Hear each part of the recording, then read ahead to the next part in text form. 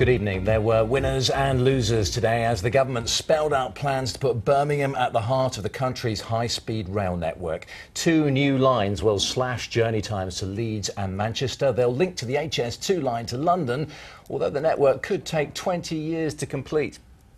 People who found out only today that the new routes will be close to their homes are already planning protests.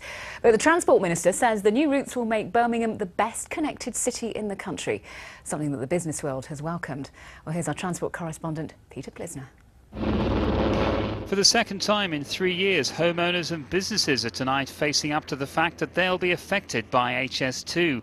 The routes announced today mean more blight and more misery, this time in the north of the region.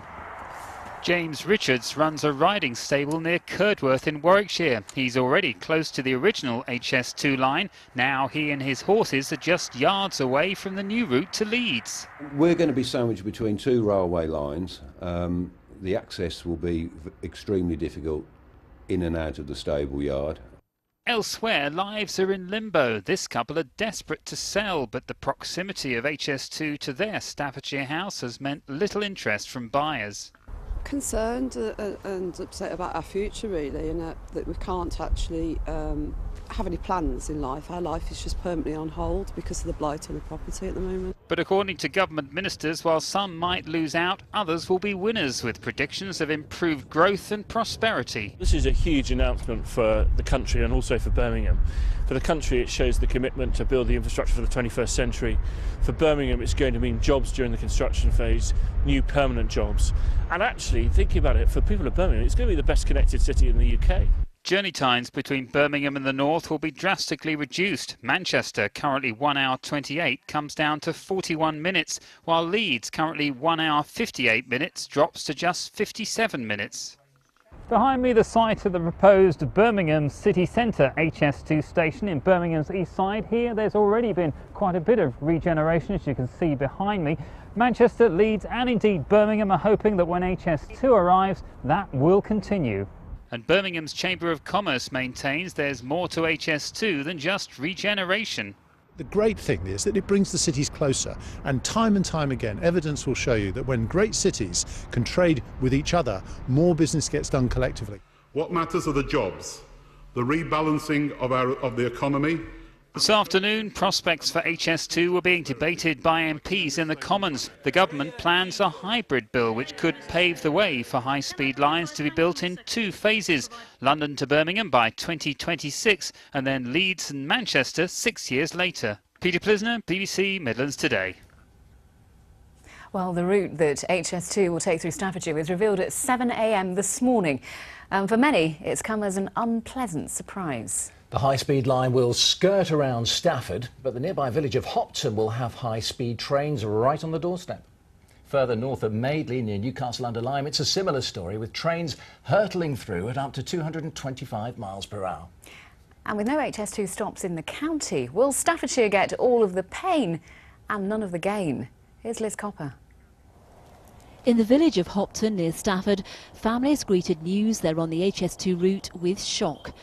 June Brand-Bullivant chose her home partly because of its stunning views across the Staffordshire countryside. But HS2 is likely to change the view from here. It probably may not be in my lifetime when it is built, but we will fight for future people who will be living here at Hopton.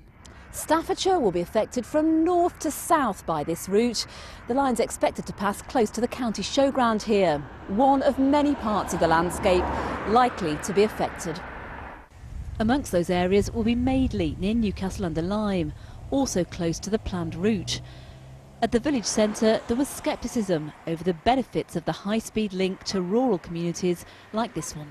We get the pain but none of the gain, and you know, they're spending money, who they're spending it for, not for us. It could take a lot more traffic than it does, the West Coast main line. So I just don't see what's the need to have something like that. I'd sooner the money be spent on other things than that. I feel really sorry for people who are going to have their lives completely wrecked by it. The route north from Birmingham to Manchester will cut through swathes of Staffordshire countryside. The Conservative-led County Council says the environmental impact will be significant. It's the communities that are affected, people who suddenly have property blight, just like that.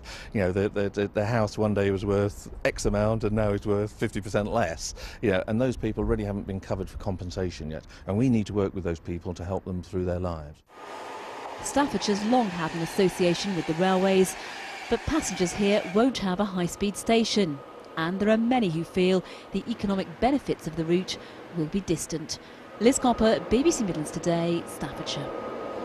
Well, our transport correspondent Peter Plisner joins us now from those stables in Warwickshire, which we saw earlier in his report, which are threatened by HS2.